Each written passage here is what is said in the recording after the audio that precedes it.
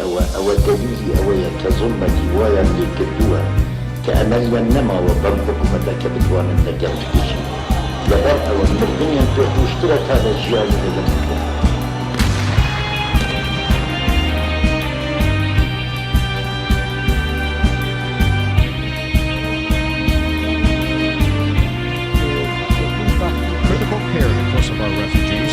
Refugees who fled the ethnic cleansing.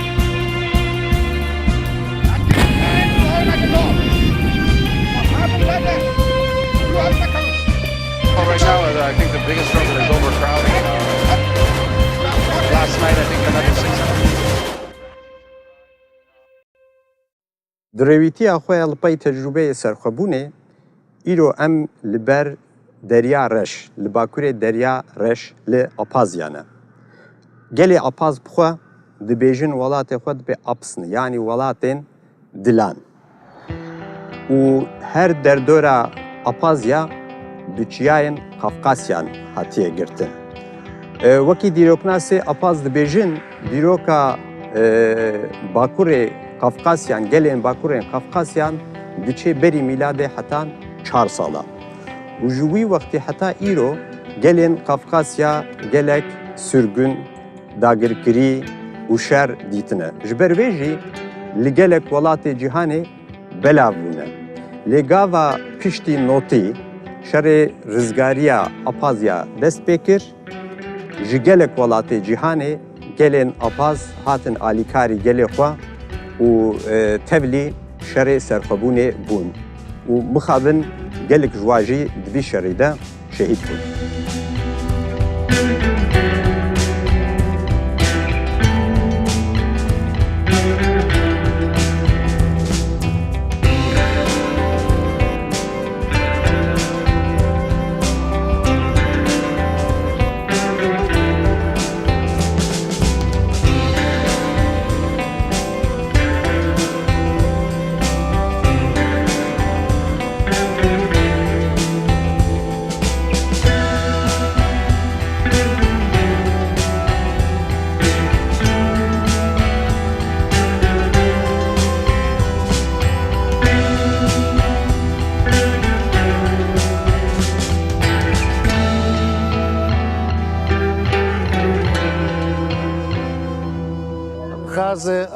بێگومان کەس بە وێنەی ئەبخازیەکان نییە.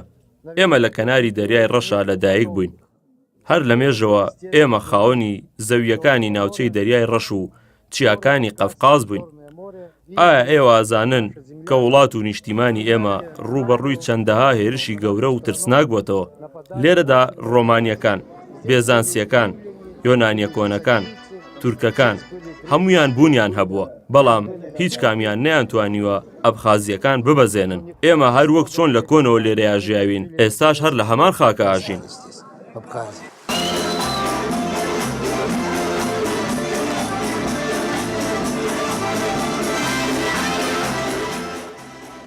نووسری بەناوبانگی رووسی ماکسیم گۆرکی لە ساڵی 1920دا بەم شێوەیە باز لە خاکی ئەبخازەکان دەکات و ئەوڵێت ئەمە ئاوازێکی پڕ جۆش و خرۆشە کە مرۆڤ بەجارێک ئاڵوودە دەکات کە لە هیچ شوێنێکی دنیادا وێنەی نییە. ئەو دەیوت کە لە وێنەی نەبینراوە. زۆر ڕاستیش دەکات کە تەماشای مێژووی ساڵەکانی 1200 پێش زاینی ئەم جوگرافیە بچووکە کە کەوتوتە خۆرەڵاتی باکووری دەریای ڕەش دەکرێت دەبینرێت کە ماوەیەکی زۆر کەمی تیایدا بەبێ شەڕ و شۆڕ بەسەر براوە لە شوێنێکدا کە کاتێک هەموو بیر و هۆشێکیان لای ئازادی بوو بێت ئەوە گۆرانەکانیشان هەمیشە پڕ هیوە و جۆش و خرۆش بووە.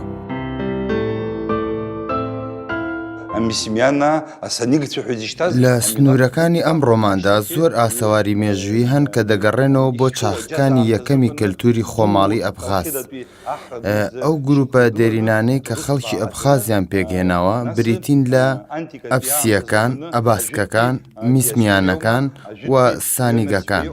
لە دوای ئەم گروپانە لە چاخی برۆنزی دواییندا پاشایەتی کۆلهیدا دامەزراوە لە سەردەمی ئەنتیکیشدا زۆر جێنشینگەی ئەنتیژی وەکو دیۆسکوریا و جینۆس بنیاد نراوە.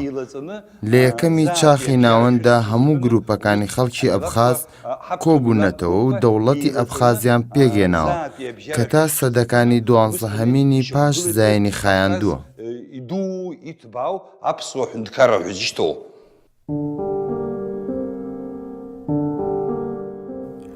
هەتاوەکو سەدەی 16هەمین ناوچەی ئەبخاز لەلایەن عوسمانیەکانەوە داگیرکراوە. گورجەکان لە ناوچەکە دەردەکەن و شازادەنشینی ئۆزێرکی ئەبخازیا بنیاد دەنێن. ساڵی 1810 ئەو مێژووەیە کە شازادەنشینی دەرەبەگایەتی ئەبخازیەکان دەبەستێتەوە بە رووسیاوە. لەگەڵ ڕێکەوتنەکەی بوکرێشی ساڵی 1812دا ئەم بارودۆخە دەکرێت بە فەرمی. لە ساڵی 1864دا شازادەنشینی ئەبخاز لەلایەن رووسیاوە دەڕوخێنرێت و ساڵەکانی 1877 بۆ 78 ساڵانێک بوو کە بەهۆی شەڕی نێوان عوسمانیەکان و رووسیا بە ئاڵۆزی تێپەڕی کە نزیکەی سەدەیەکی خایاندووە کە ئەمەژوای کردووە دانیشتوانی ئەبخاز بەناو خاکەکانی تردا بڵاو ببنەوە.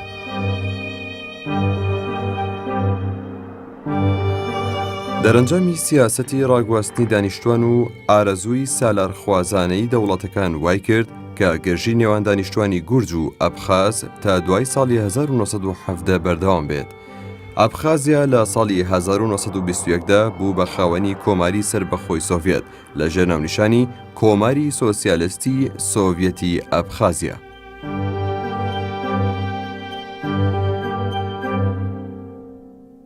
بەڵام لە ئەبخازیا کە ساڵی 1931 پێگەکەی نزم کرا و کرا بە هەرێمێکی ئۆتۆنۆمی سەر بە جۆرجیا، هانی جۆرجیەکانیان دەدا کە لەوێ نیشتەجێ ببن. لە کۆتایی ئەو ساڵەدا ژماری دانیشتوانی جۆرجیەکان لەگەڵ ئەبخازیەکان وەکو یەک بوون. لەو سەردەمەدا بۆ چارەسەرکردنی ئەو کێشەیە بەشەڕ فاکتەرێکی سەرەکی تر دەرکەوت کە ئەو پرۆسەیە باڵبەشانی یەکێتی سۆڤێت هانی ئەو نەتەوانیدا کە لە ژێر دەستی سۆڤێتەکاندا بوون دۆزی سربەخۆیی خۆیان گەشە پێ بدەن. لە مانگی کانونی یەکەمی ساڵی 1991دا یەکێتی سۆڤێت هەڵوەشایەوە. ئەمە ژوای کرد کە کۆماری سۆسیالیستی سۆڤێتی ئۆتۆنۆمی ئەبخازیا درێژە بچێشێت. پێش ئەوەی کۆماری یەکێتی سۆسیالیستی سۆڤێت هەڵبوەشێتەوە، هەڵبژاردننی پەرلەمان لە ئەبخازیادا ئەنجام درا. ئەو کاتە گام ساهوردیا کە سەرۆکۆماری گورجستان بوو کاری بەڕێوەبردنیە کرد. لە مانگەکانی زستانی ساڵی 1991 و سەرەتاکانی ساڵی 1992 هێرشی سەربازی لە گورجستان بەڕێوە چوو و بەڕێوەبردن کەوتە دەستەی سەربازیەوە. دوای ئەوە ڕادەستی کۆمەڵی دەوڵەتی گورجستان کراوە. هەڵبژاردننی پەرلەمان لێرە کراوە و ڤلادیسلاف ئاردزینبا شارەزا لە زانستی ڕۆژهەڵاتیدا وەکو سەرۆک هەڵبژێراوە. لە 16 تەموزی ساڵی 1970دا ئیتر ململانێ و ئاڵۆزیەکان کەوتنە مەیدانەوە و گورجیەکان ڕاپەڕین و لەم ئاڵۆزیانەشدا 16 گورجی کوژران. نزیکەی پاش 2 ساڵ لە 6 نیسانی ساڵی 1991دا گورجستان سربەخۆی خۆی ڕاگەیاند و گەڕایەوە بۆ دەستوری ساڵی 1921. ئیتر ئەبخازیا هەر سربەخۆ نەبوو وەکو بەڕێوەبەرایەتێکی ئۆتۆنۆمی دەناسرا.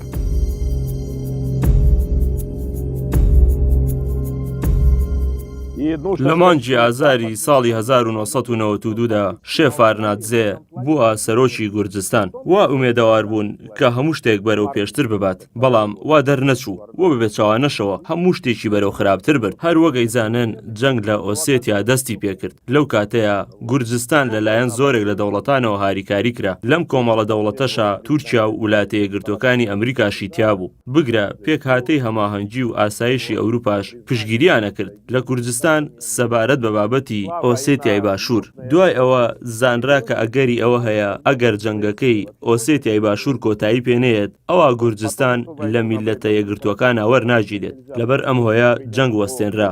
لە 24 حوزەیرانە ڕێککەوتننامەی داگۆمیز لە دژی ئەبخازیا واژۆ کرا. بەپێی ئەم ڕێککەوتننامەیە لە کاتی هەڵگیرسانی هەر جەنگێکە رووسیا و گورجستان هێزەکانیان یەک دەخست کە شێفارنادزێ بوو بە خاوەنی هێز ویستی ببێت بە ئەندامێک لە کۆمەڵی دەوڵەتە سربەخۆکانە، بەڵام ڕاستی بابەتەکە لە بوون بە ئەندام زیاد زیاتر ئەوە بوو کە کات بەدەست بهێنێت و دەست بکەن بۆی کە بیانەوێت ئێمە چەکەکانی ناوچەی سەربازی ترانسکافکاسیایان ڕادەست بکەینەوە لە دوای ئەوەی کە ڕێکەوتن نامەکە بەسرا. هەرچەنە ئێمە ماوەیەک سوور بووین لەسەر ئەوەی کە هەوڵ بین کە ڕادەستیان نەکەین، بەڵام دواتر کە جەنگ ئارام کرایەوە ناچار بووین کە ڕادەستیان بکەینەوە. شێفار ناتزێ لە ڕێکەوتی 11 گەلاوێژی ساڵی 1992 لە ڕێکخراوێکی دەوڵەتی کوردستان ئاوتی ئێمە لە 10 ڕۆژ پێش ئێستامان بەهێزترین.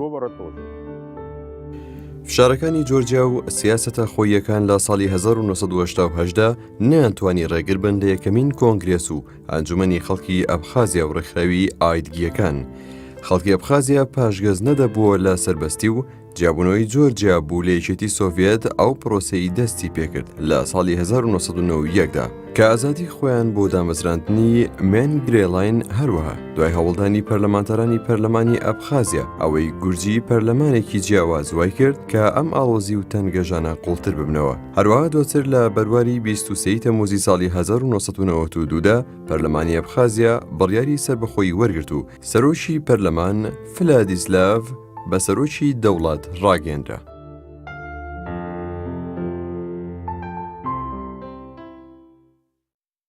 ji salên 1960 û heta salên 1990 gava Yekîtiya Sovyet bi polîtîkaya Gorbaçov ya Glasnost rêvbela dibe, gelek cara Apazya serxwebûn û otonomî hilgirtiye. Lê cara talî di 1992 de gava Parlamentoya Apazya serxwebûna xwe îlan dike, dîsa êrişê Gurcistanê mezin li hemberî xwe dibîne û şerekî rizgariya netewî şerekî dirêj dest pê dike. Ev şer 412 roja berdewam dike û li vî şerî de nêzîkî 3000 kes tê kuştin, nêzîkî 10,000 kes jî wenda dibin.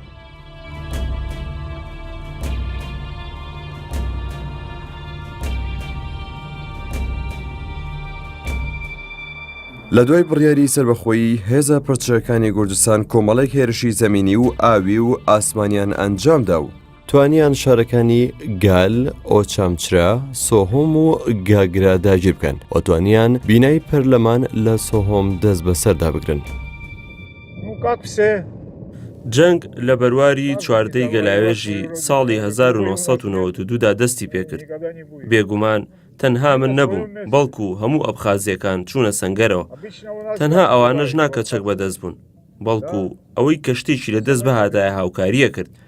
هەتا دوایین شرکە، بەڵێ ململانێ هەر بەردەوام بوو، هەتا وەکو ئاڵای خۆمان هەڵکرد لەسەر ڕووباری ئینگور و سەرکەوتین و گەیشتین بەم ڕۆژە. لەو ڕۆژەدا کە ئاڵاکەمان هەڵکرا ئەم ڕۆژ هەر دەشەچێتەوە. لەمە دووە هەمومان دەبینین کە چیتر ڕوو دەدات، بەڵام من هەر کۆڵ نادەم. ئێرە خاشی خۆمانە، ئێمە ناتوانین بیاین بە هیچ کەسێک و بڕۆین بۆ شوێنێکی تر. ئێمە ئەبێت لێرە بژین و هەر لێرەش بمرین. باوە باپیرانی ئێمە لێرە ژیاون، هەموو کات ڕاستی سەرەکەوێت.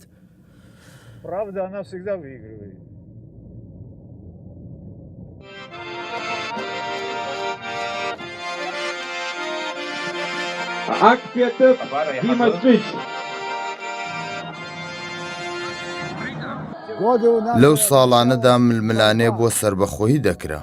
سەربازێکی زۆر لە ئەبخازیا جێگیر کرابوون. لە 14 گەلاوێژ کاتژمێر 3 من پێمزانی ڕوبەڕووی جەنگ بووینەوە لە گوتاودادا. سەربازەکان لە کێلاسووری بوون. ئێمەش وەک هێزێکی ئامادە کۆبوونەوە و دەستمان کرد بە جەنگ. چەکمان پێ نەبوو. دواتر لە چیاکانەوە چەکمان بۆ دەهات.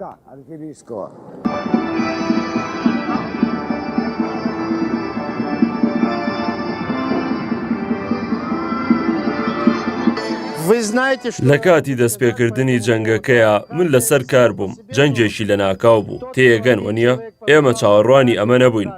دەستمان کرد بە جەنگ لەگەڵ برا و دراوسەکانی خۆماندا. هەموو ئەبخازیەکان یەکیان گرت و بە یەکدەستی جەنگان. من خۆم کە کرێکاری بەشداری جەنگەکە بووم گروپێکی خۆڕاگرمان پێک هێنابوو کاری لە ناوبردنمان دەکرد ئیتر ئەمە جەنگە من براکانم دراوسێکانم ناسیاوەکانم هەموو ئەو کەسانی لێرەیە ئایان بینن هەمومان لە سەرەتاوە تا کۆتایی بەشداریمان لەو جەنگەیە کرد.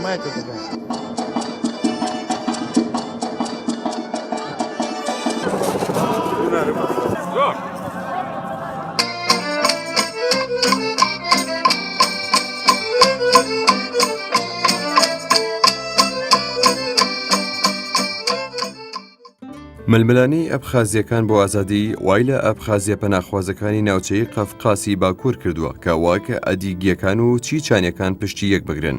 ئامیاگ ڕزی و پاڵ پشتێ بۆتە دروشمێکی گرنگ لە ئەبخازیادا بە تایبەتی لە چەند سەدەیەکدا. ئەم هاریکاریە خۆبەخشانانی میلەتانی تر بۆ ئەبخازیەکان زۆر گرنگ بوو بەرامبەر بە هێرشەکانی گورجستان. وەکو هەموو نەتەوەیەکی ئازادی خواز ئەبخازیەکانیش سەرکردەیەکی ئازادی خوازیان هەبوو. بێگومان لەم کاتەدا سەرکردەی جەنگی ئازادی ئەبخازیا فلادیسلاڤ ئاردزینبا بوو. ئاردزینبا پێش ئەوەی ناچار بێت کە لە پێناو ڕزگاری میلەتەکەیدا بچێتە ناو سیاسەتەوە بووە بەزانە لە زانستی ڕۆژهەڵاتە و مێژوناسێکی بەناوبانگی سۆڤێت بووە لە ساڵی 1969 تاوەکو ساڵی 1970 کاری کردووە لە پەیمانگەی زانستی ڕۆژهەڵات لە مۆسکۆ. دکتۆراکەشی لەسەر بابەتی ئاینەکان و میتۆدەکانی ئانادۆڵ لە چاخی کۆندا هێناوە.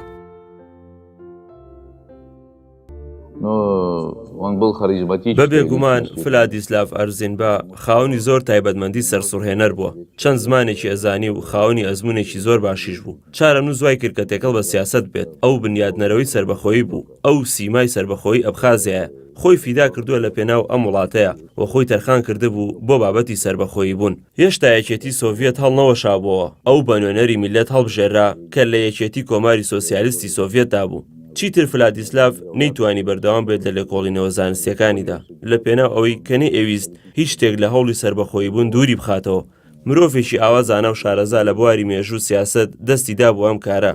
وتە جوانەکانی ئەو کە لە 2000 دانە زیاترە لە یەکەم کۆنگرێسی نێودەوڵەتی یەکێتی کۆماری سۆسیالیستی سۆڤێتدا کردوێتی نەک تەنها وڵاتی ئێمە بەڵکو وڵاتانی تری یەکێتی کۆماری سۆسیالیستی سۆڤێتیشی بەخۆی سەرسام کردووە. لە مێژووی میلەتی ئەبخازیادا لە ساڵەکانی 37 بۆ 53 قۆناغی پاکردنەوەی نەتەوەی خەڵکەکە بووە. ڕاگوێزرانی ئەبخازیەکانی شایەت حاڵی ئەمەیە. خەڵکەکە بێڕابەر کراون. ئەو ڕادیۆیە لابراوە کە بە زمانی ئەبخازی پەخشی کردووە. قوتابخانە ئەبخازیەکان داخراون. مامۆستا فێرکارەکانیش کراونەتە دەرەوەی قوتابخانە.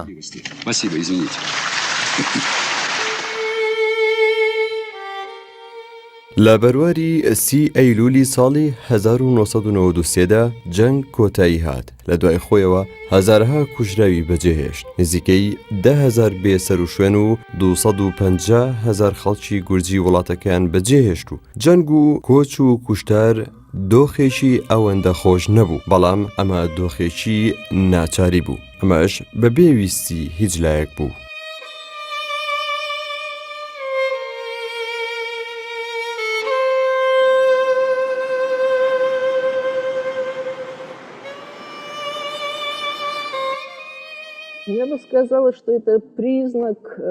بەڕای من ئەمە نیشانەیەکە بۆ بەرزبوونەوەی ئاستی وشیاری لە هەموو جیهاندا. لە کۆندا زۆر نەبینرابوو کە دەوڵەتێکی بچووکی سربەخۆ بۆ ماوەیەکی زۆر بمێنێتەوە لەبەرەوەی دراوسێک گەورەکانی یەکسەر لە ناویانە بردن. ئەگەر لەم ڕۆیە ئەوروپا بە نمونە وەربگرین ئەتوانین مۆناکۆتان پیشان بین کە چڕی دانیشتوانەکەی 25,000 کەسە وە لۆکسامبۆرگیش چڕی دانیشتوانەکەی 400,000 کەسە. دەتوانین بڵێن کە لۆکسێمبۆرگ لە ڕیزبەندی یەکەمدایە لە ئاستی نێودەوڵەتیدا. بێگومان لەلایەکی تریشەوە دەوڵەتی بچووک بارگرانیە. دەبێت زۆر دیبلۆماسیانە هەڵسوکەوت بکە.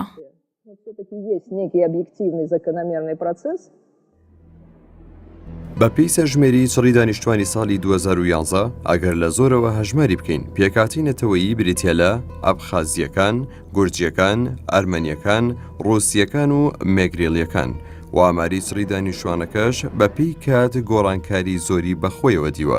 یەکەمین زانیاریەکان بە پێی سڕی دانیشتوان دەگەڕێتەوە بۆ ساڵی 1986 کە ژماریان بە نزیکەی لە 70,000ەوە سڕی دانیشتوانی بەرز بۆتەوە بۆ 240,000 کەس. ئەم بەرزبوونەوە زۆرەی کە ئەبخازیا بەخۆیەوە بینیوە لە ڕوانگەی نەتەوایەتیەوە زۆر بەباشی تەماشا ناکرێت. رووسیا لە جەنگی قەفقازدا سەرکەوت، بەڵام زۆربەی بەرهەمی ئەو سەرکەوتنە لەلایەن گورجی کارتڤێلەکانەوە قۆسرایەوە. خەڵکی گورجی کارتڤێلی لە کۆتاییەکانی ساڵی 1970ەکانەوە لێرە دەستیان بە نیشتەجێبوون کردووە. ئیتر لە دوایەوە ئەوان دەستیان کردووە بەوەی کە ئەبخازیا بە گورجستان ناوببن. لە دوای ئەوەشەوە هەر بەو شێوەیەش بەردەوام بووە. ئەمەش چی کرد؟ ئەمەش بووە هۆی ناڕەزایی دەربڕینی خەڵکی ئەبخاز. وای کرد کە لە دوای ڕاپەڕینەکەی ساڵی 1970ەوە نزیکەی 50,000 کەس کۆچ بکەن بەرەو تورکیا. بە گوێرەی سیاسەتی سۆڤێت گورجی ئەبخاز و ئەو وڵاتانەی کە لە ناوچەکەدا ویستوانە کاریگەر بن. ئەوە لە چەند ساڵێکدا چڕی دانیشتوانی گورجی، ڕۆس، یۆنانی و ئەرمەنی بەردەوام لە گۆڕاندا بووە. بۆ نمونە لە ساڵی 1886دا گورجەکان تەنها لە 6% دانیشتوانیان پێکەنەوە، بەڵام لەگەڵ سیاسەتەکانی سۆڤێتدا ئەم ڕێژەیە لە ساڵی 1989دا تا ڕێژەی لە 85 زیادی کردووە. بە پێی سیاسەتی نیشتەجێبوون بەداخەوە بەردەوام کۆچ باڕاستی پێچەوانە ڕوویداوە. ئەمە ژوای کردووە کە نیشانێکی خراپ بەجێبێڵە بەسەرباری نەتەوایەتی لە نێوان گورجی و ئەبخازەکاندا، بە شێوەیە کە بۆ ماوەیەکی زۆر ئەبخازەکان بە خەڵکی تاوانبار ناو دەبران. لە دوای ململانەیەکی دوور و درێژ هەموو هەوڵەکانی گورجیەکان بە خۆڕا دەڕوات و لە بەرواری 23 تەموزی ساڵی 1992 سەر بەخۆی ڕادەگەێنرێت و لە 30 ئەیلولی ساڵی 1993دا تۆمار دەکرێت. بەڵام خۆی کاتە سەختەکان لە دوای ئەمەوە دەست پێ دەکات، لەبەر ئەوەی لەو ڕۆژەدا جەنگ و ئازایەتی و سەرکەوتن تەنها بەز نەبوو بۆ چارەسەری کێشەکان، چونکە تۆڕی پەیوەندەکانی ڕژیمی سەرمایەداری نێودەوڵەتەکان و هەروەها هاوسەنگی نێوان پەیوەندەکان لە جیاتی سەربەخۆ دەبووە هۆی ناسەربەخۆیی نوێ. دانپیادانانمان ئامانجێکی سەرەکیمانە، بەڵام بێگومان ئامانجی تریشمان هەیە. ئێمە وەکو ئەندامێک کە خاوەنی هەموو مافێکین دەمانەوێت بچینە نێو ڕژێمی سەرمایەداری نێودەوڵەتیەوە. ئێمە دەمانەوێت دووبارە ببینەوە بە ئەندامێک لە خێزانی مافەکانی ئەوروپا. ئەبخازیا لە ڕووی جوگرافی و سیاسی وڵاتێکی ئەوروپیە. ئێمە پارچەیەکین لە ئەوروپا، لەبەرەوە ئەگەر سێری مێژووی ئەبخازیا بکەن ئێمە هەموو کات بەڕووی جیهاندا کراوین. ئێمە خاوەنی مێژوویەکی دێرینین و لەگەڵ هەموو جیهان، لەگەڵ ئیتالیا و وڵاتانی دەریای سپیدا پەیوەندیمان هەیە. هەروەها پەیوەندی بازرگانی و ناردرا و هاوردەشمان لەگەڵ ئەو وڵاتانەشدا هەیە کە دانمان پێدانانێن. ئەوەشی کە ئەو چەند وڵاتی دانمان پێدانانێن ڕێگری ناکات لەوەی کە بەرفراوانی هاوڕێتی و دیدارمان لەگەڵ هەموو جیهاندا هەبێت.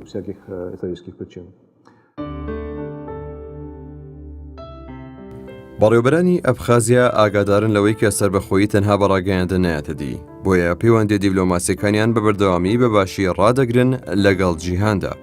پێویستە سەرەتا پەیوەندێکی دیبلۆماسی باش بنیاد بنرێت بۆ ئەوەی کە بتوانی هاوسەنگی نێوان سەربەخۆیی و پابەندبوون بە پەیوەندیە نێودەوڵەتەکان ڕابگریت لە بواری ئابووری و سیاسی و کۆمەڵایەتیدا. هەرچەندە ئەگەر دەستگای نێودەوڵەتەکانی وەکو یەکێتی ئەوروپا، ویلایەتە یەکگرتووەکان، هێزی یەکدەستی و ئاسایشی ئەوروپا، ئەنجومەنی یەکێتی ئەوروپا دان بەوە دابنێن کە ئەبخازیا پارچەیەکە لە گورجستان، بەڵام بەرامبەر بەمەش هەندێک وڵاتان کە دان بە سەربەخۆیی ئەبخازیا دادەنێن.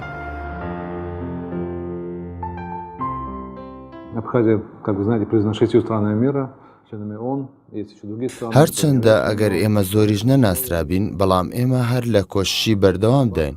بەردەوامین لە دیدارەکانمان لە ناوچە جیاوازەکاندا. لیژنەکان سەردانی ئێمە دەکەن و ئێمەش بۆ زۆربەی شوێنی جیهان دەڕۆین. رووسیا هاوڕابەرمان و ڕێکەوتووە لەگەڵمانداوە. ئێمە وەک دەوڵەتێک دەتوانین بە تەواوەتی پشتی پێ ببەستین. بێجگە لەمەش پەیوەندی هاوبەشمان زۆرە لەگەڵ ئەمریکای لاتینیشدا. دان بە سەربەخۆیی ئەبخازیا دانراوە لەلایەن وڵاتەکانی سەر کەناراوی زەریای هێمنەوە کە ئەوانیش توڤالو، ناورو و ڤانواتون. هەرچەندە بە تەواوەتیش دانمان پێدا نەنرابێ، بەڵام پەیوەندیمان لەگەڵ ئیتالیا و ئەڵمانیا و وڵاتانی دیکەش هەیە و لە زۆربەی زۆری جیهاندا نوێنەرمان هەیە. لەگەڵ جنێڤدا زۆر دیداری گرنگ ئەنجام دەدەین. نوێنەری ئەبخازیا 3 مانگ جارێک دەچێت بۆ جنێڤ. ئەم جۆرە دیدارانە لە ئاستێکی زۆر بەرزیەک دەستیدان لەگەڵ هاوپیشەکانماندا دیدار دەکەین و هەوڵ دەدەین قایلیان بکەین بۆی کە لە جیاتی ئەوەی بجەنگین لەگەڵ گورجستاندا ببینە دۆست. ئەمە قۆناغێکە و ئێمە لەو بڕوایەداین کە دانمان هەر پێدا دەنرێت.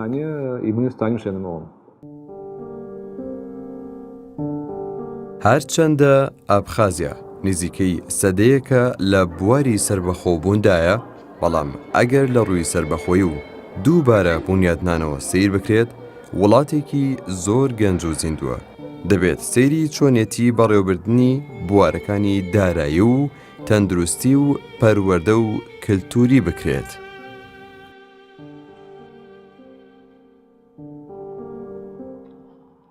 نەها ئەم لە باژارێ سوخومێ لە پایتەختە ئەپازیانە. باژارێ سوخومێ 27 ئیلۆنێ ساڵا 1993 ڕزگار دەبێ، لێ مخابن divê şerê rizgariyê de gelek êş û kedera jî li pişt xwe dihêle. Ev avaniya govind bênin parlamentoya kevin ya Apazyaya û divî şerê rizgariya Suhumê de wêran bûye. Hûn niha gelek nîşanê vî şerê jî divê avaniyê de hê dibînin. Rêwîtiya me ya li Apazya hê berdewam dike, heya heftiyeke dî li benda me bin.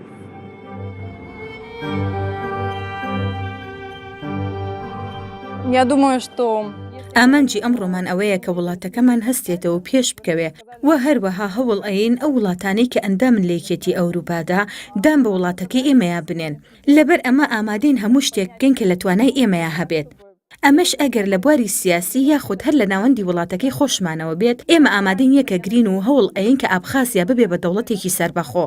وا لە وڵاتە ناسراوەکان ئەکەین کە بزانن وڵاتی ئێمە بچووکە بەڵام زۆر خۆش و سەرنجڕاکێشە و هەروەها کولتور و مێژیەکەشی دەوڵەمەندە.